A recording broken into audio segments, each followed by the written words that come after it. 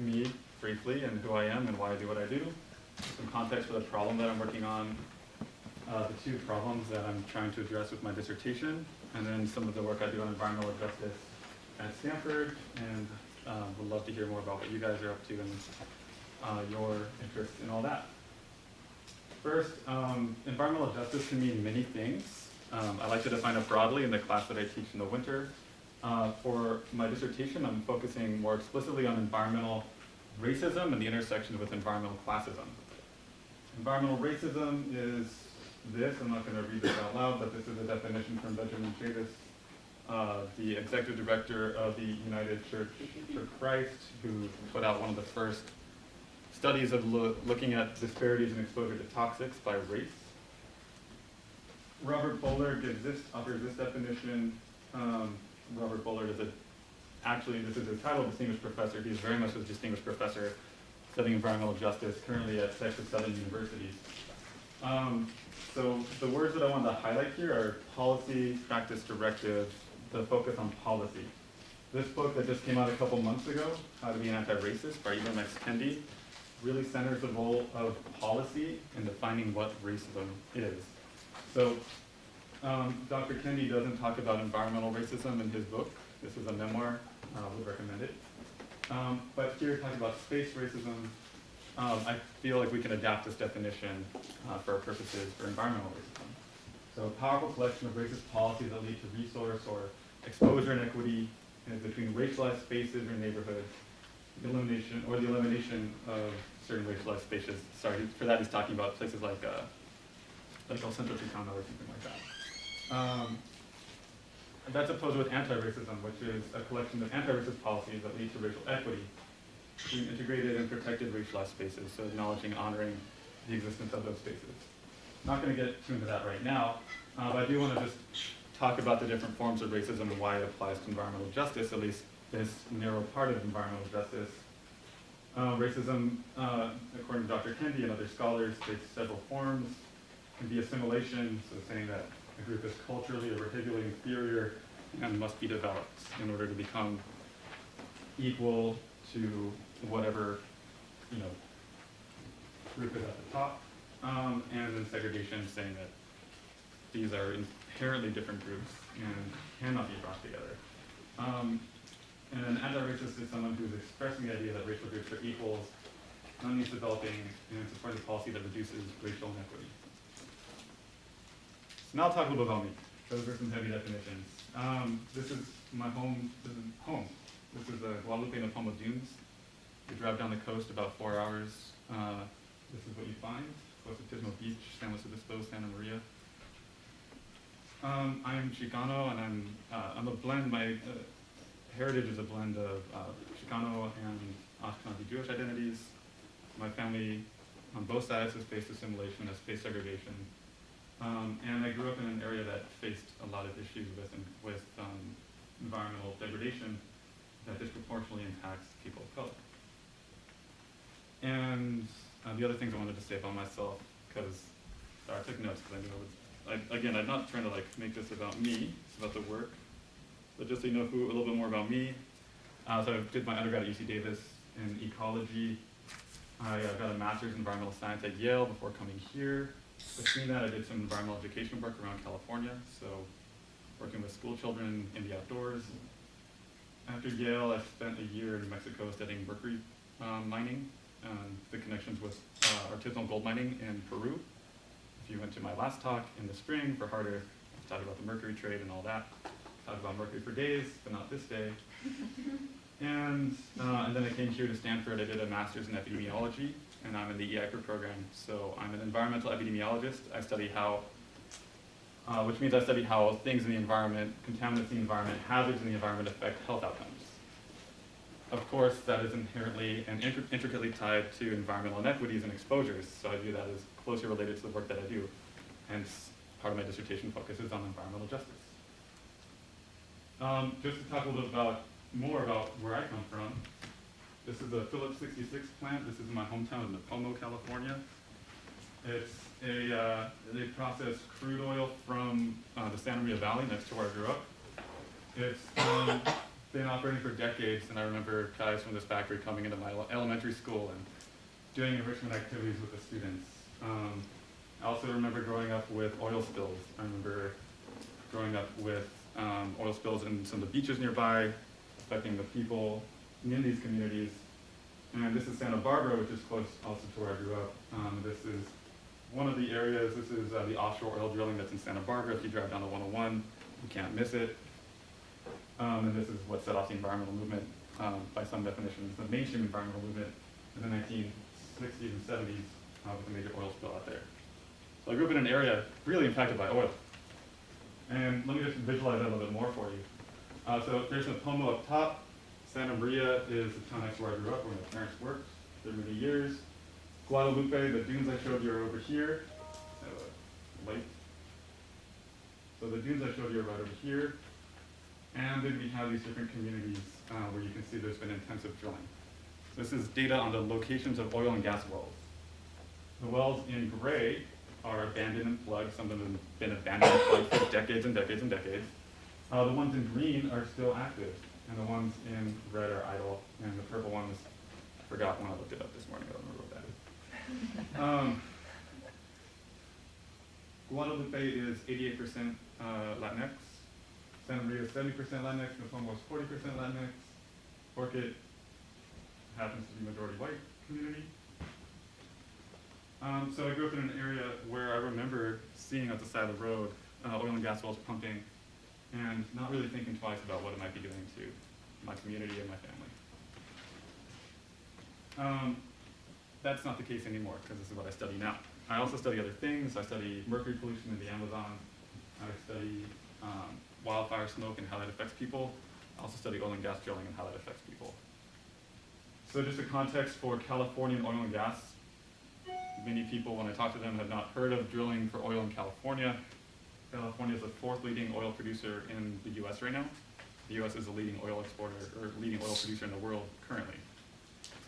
Most of that oil and gas drilling is concentrated in the Central Valley of California, in Kern County specifically, which is just north of Los Angeles County. And there's a long history of oil and gas drilling. Like in the 1930s, oil from LA accounted for like 20% of global oil supply. So this has been going on for a long time, when my grandparents were growing up in LA. Today, over 3.5 million Californians live within 2 kilometers of a well. This is an estimate that we made based on US Census data. And those people that live close to wells are disproportionately Latinx communities. So this is, just to walk through this plot really quick, this is, you see the percent on the y-axis, on the x-axis, close and far. This is from a study put out a few years ago by the NRDC, where they looked at the racial ethnic minority, racial and ethnic makeup of communities impacted by oil and gas. So the communities that were close, that was defined as within quarter mile in the urban LA setting, or a mile in the rural Kern County setting, and far is further away than that. So we see that communities close to oil wells are disproportionately Hispanic in cross-section, so in the present day. So there's 2 problems here. The impacts of oil and gas are not well known, or at least not well recognized scientifically. Communities have been complaining about the impacts for a long time. And there are activists in communities that are trying to get regulations to protect themselves, sometimes successfully, like in some of the communities in Kern County. But as an epidemiologist, we don't really know how these oil and gas wells' exposure to this particular environmental hazard impacts people's health. And secondly, another problem is we have disparate exposures. So we have exposures, as we already saw, racial and ethnic minority groups, in this case, Latinx communities, are disproportionately impacted by oil and gas drilling in California. So my dissertation gets at that in a few different ways. And before I get into that, I'm not going to be going heavy into the research with this talk. This talk, I'm going to kind of give you an overview of what I'm working on, some preliminary work of what we found, outline the way that we're trying to approach this work. A lot of this work is still ongoing. I think one of the goals of this Harder's talk, and maybe you guys in the back can correct me, is to give a little taste of what the grad school experience is like. Part of what it's like is having some projects done and some projects in the middle and some projects not started yet, but you've been thinking about them. So you're going to see some of that today. And I also want to recognize and welcome any feedback that this group might have on these ideas, given that some of them, none of them have been published and all of them are kind of in progress right now. So I welcome any and all feedback. So the first part of my dissertation is looking at, trying to get at, what are the impacts of oil and gas drilling in California on health, and I focus on reproductive health. There are, before I launch into this, I'll just mention that there are studies looking at how exposure to oil and gas drilling in other states, like Pennsylvania, Colorado, Texas, affects the risk of a birth outcome like preterm birth and low birth weight. Those two birth outcomes increase the risk of infant mortality and can have lifelong impacts on the child. And we also don't really know what causes preterm birth. It's a mystery to a great extent, how it's caused. So as epidemiologists, we're trying to understand what's causing preterm birth, and there's evidence that environmental exposures like air pollution may be one of the culprits. So just to go quickly over what we did for this study, happy to explain more if there's questions later on, is we looked at 8 counties. So I mentioned Kern County, this is Kern County, this is Los Angeles. You are currently here. The pink is urban areas, that's defined by Caltrans. And this orange area is a 10-kilometer buffer around sites that have been drilled. So drilling sites, wells that were drilled in the span between 1998 and 2011. One of the things I sometimes hear is, well, the drilling is not near people. I would point you to the city of Bakersfield, the city of Los Angeles, the city of Sacramento, Stockton. We're drilling near where people live. And I think it's important to understand how that's impacting people's health. So this was an epidemiological study. I guess one of my other identities is I'm an interdisciplinary scholar. I'm an epidemiologist, but I also use other methods from economics and behavioral science. This study is an epidemiological study. We looked at births to women in the San Joaquin Valley. We got data on birth certificates. We know the length of the birth. We estimate the length of the pregnancy, so we can tell whether it was a preterm birth or not. And we also know where the mother was living at the time of birth.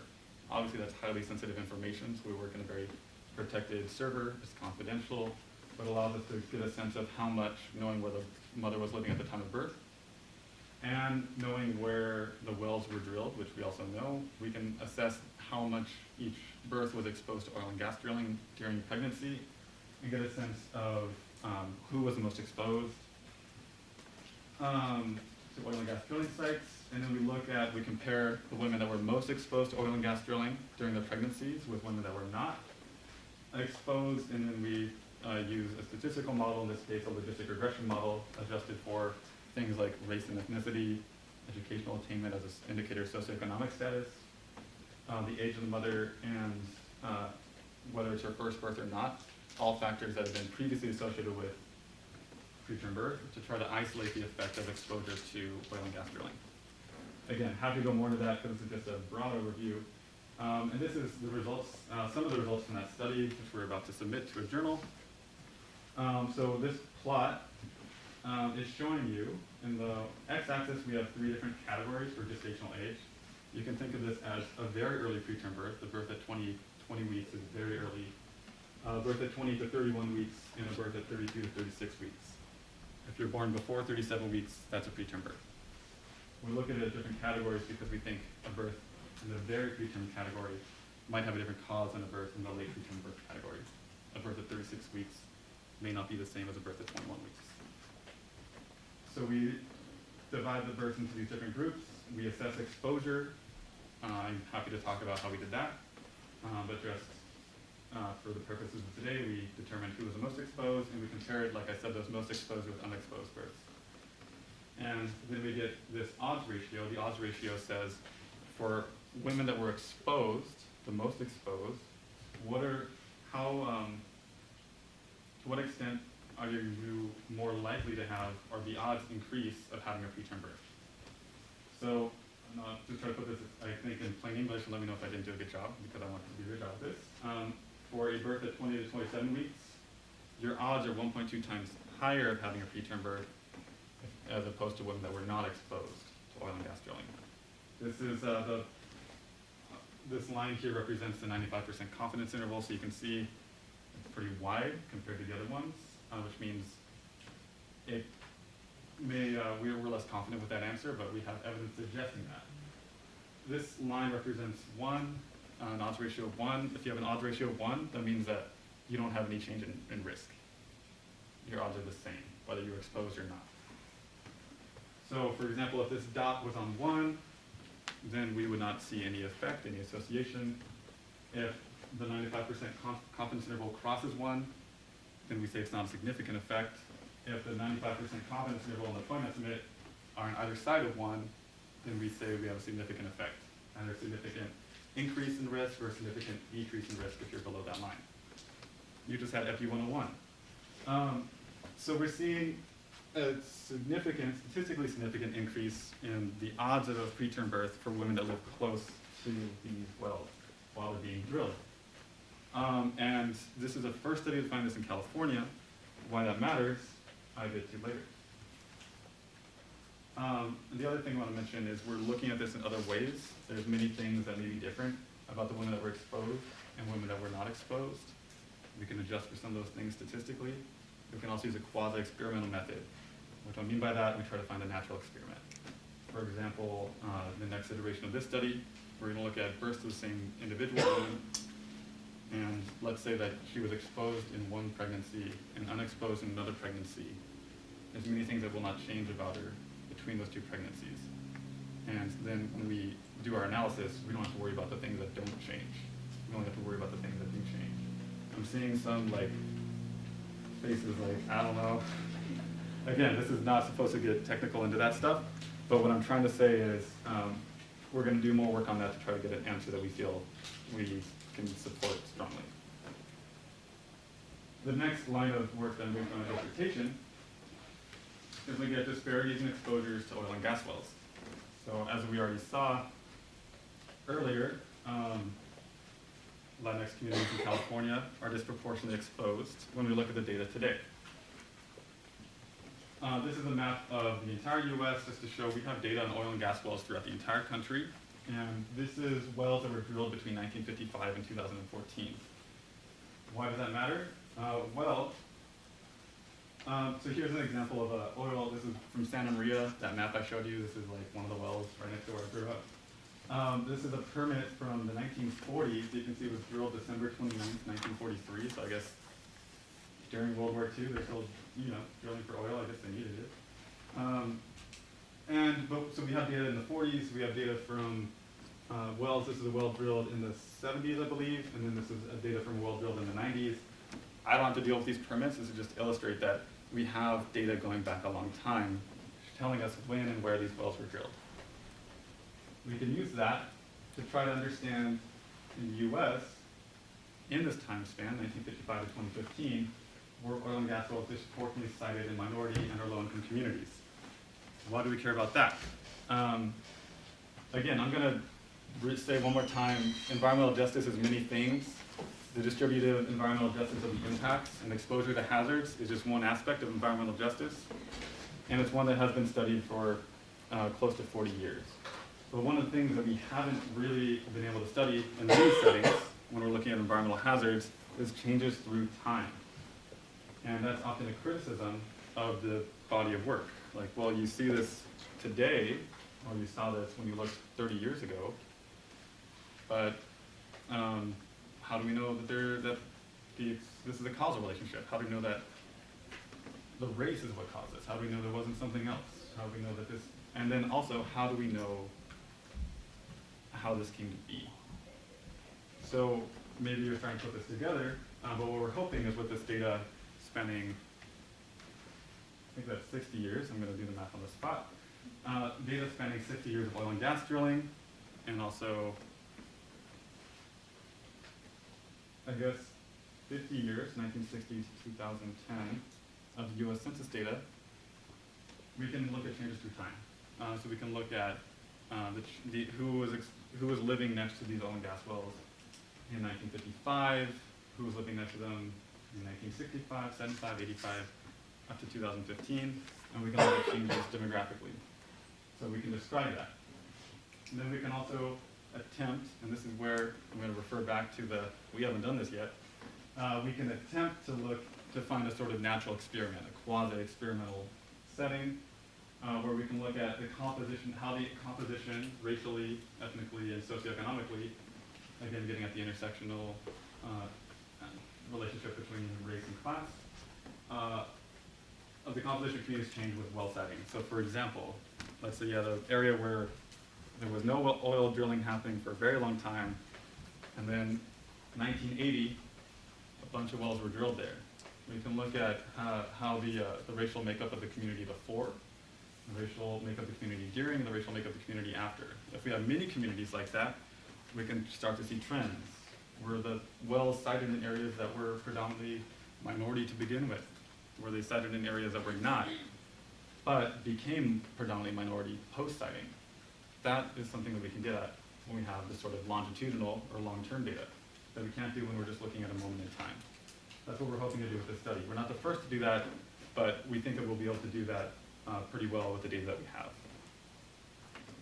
And then how do you assess exposure to a hazard in the environment and estimate who was there and who was exposed? That's a tricky one.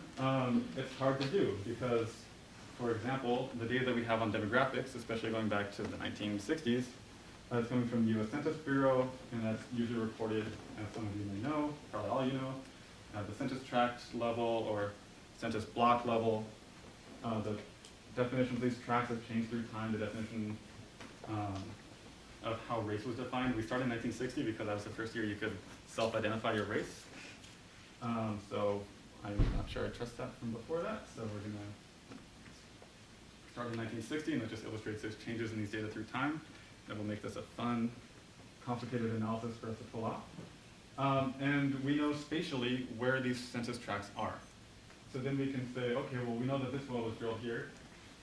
We can estimate how many people were exposed to that well. Many ways to do this. So you might have read about this or learned about this before.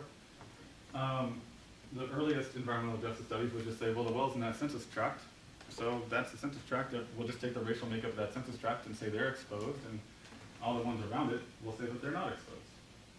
But hopefully it's obvious why that might be a problem, because this census tract, people living here, we don't know where the people are living, but assuming that they're distributed evenly, which for the purposes of this study, that's an assumption we'll have to make, people living here will be more exposed to that well than people living down here, but will not be counted as such. So one way we can get at that is do something called aerial apportionment. So we create a circle around the well or whatever hazard you might be curious about. People do this for many different environmental hazards. And then we say, okay, what percent of this census tract overlaps with that circle? And then we'll just take the proportion of that population. And we'll sum that up for all these different census tracts. So for the 1, 2, 3, 4 census tracts, we'll sum up the proportion, like 0.6 times, whatever the population of this is, 0.1 times the population of this, et cetera, and then we'll get an estimate of who's exposed and who's not. Is this perfect? Far from it. But it's an improvement on the older method. Let's say you have multiple wells, we can get an idea across time. We can also say, well, we want to compare communities that are similar. So if you're 100 kilometers from a well, that's pretty different. But we could compare a community that's relatively close to a well with a community that's further away at a distance we don't expect to be affected. But we might expect there to be fewer differences in the populations in these areas in the lighter gray as opposed to the areas in the white. I think I got more technical than I wanted to. So I'm going to move on to the next thing, and again, happy to talk more about all of this stuff. This is a picture from Arvin, California, a community that's 88% Hispanic.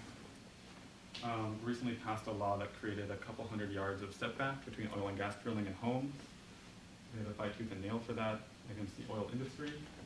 You can see why that might be an issue, though, because in this community, they're drilling wells in people's backyards. And that kind of gets at another source of information about this problem that I don't want to ignore, which is the people living in these communities. People living in Kern County, people living in Santa Barbara County where I grew up, people living in LA where my family is. People live near these wells for a long time. People have dealt with these wells, hold oral histories, and also hold knowledge about how they've perceived of the risks. And I think that's important to look at too. And unfortunately, I'm an interdisciplinary scholar, and Stanford will support me in doing that work. So again, this is in the list of things I haven't done yet, but I want to do and planning to do, is interviews with residents of these so-called frontline communities, so communities that are impacted by oil and gas directly. So collecting, like I said, oral histories of people's experiences, very curious to talk with people of older generations that live with these things. As you can see, some of those permits from the 1940s, so people have been living with these potentially for a very long time. Try to understand how people perceive of the risks, how people adapt to the risks, what changes they make in their lives, if any. We can do this in some of those counties that I mentioned, and that's kind of where I'm at with that. So the next steps are to do this work. So like I said, I've been doing the epidemiological work. We're finding evidence of harm. We know that today people, Latinx communities are disproportionately exposed to this hazard in California. We can try to look through time to see what has changed, how did these disparities come to be. We can talk to people to get their sense of how these disparities came to be and how people are adapting to and mitigating these risks. So that's all work that I plan to do for my dissertation. Oh, and I forgot to mention this is an oil well in those dunes that I showed you the picture of in the beginning. So this is in the Guadalupe dunes. They had to shut these things down because they were letting chemicals out that were very toxic to agricultural workers and farms. This is somehow, I happened to do a very timely dissertation as well, which I didn't know at the time when I started this work.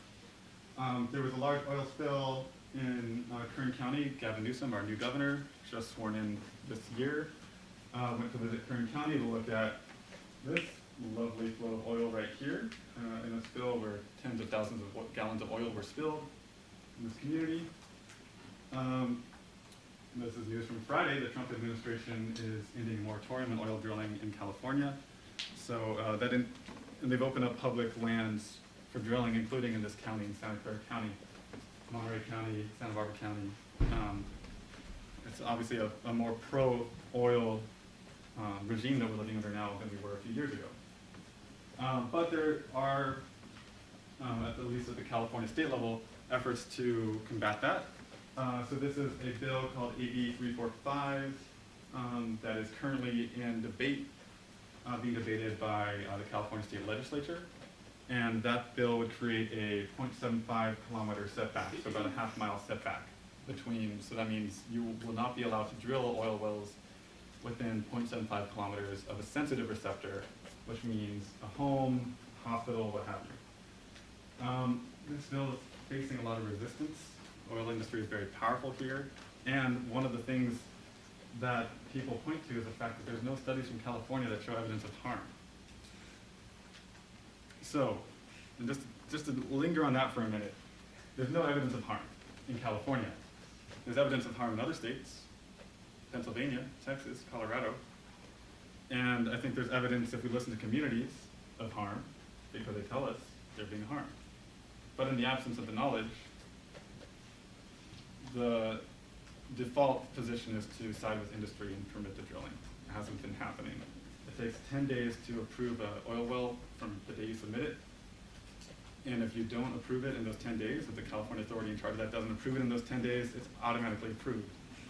And just this year, the division chief of the Department of Oil, Gas, and Geothermal Resources in California was fired for corruption by Governor Newsom. So there's, it's a complicated space, and we're confronting people with lots of power, and the people with lots of power are silencing the voice of the people without the power. So hopefully the work that I do can be part of empowering that sort of thing. I have 5 minutes, I'm not gonna need it. Environmental justice at Stanford. So one of the things I'm doing next week, I've been working with the CRPE, that's the Center for Race, Poverty, and the Environment. The work I just told you about, most of it is quantitative, most of it is me working with data on my computer. Some of it is me going to the community. Hopefully I can work with community partners to design a protocol for interviews in partnership with community partners. And I also work with environmental justice, like community-based organizations in the Central Valley of California. One is the Center for Race, Poverty, and the Environment. They're headquartered in Oakland, but they work with community groups all over the San Joaquin Valley, and I'll be giving a webinar with them with some of the activists in Kern County and LA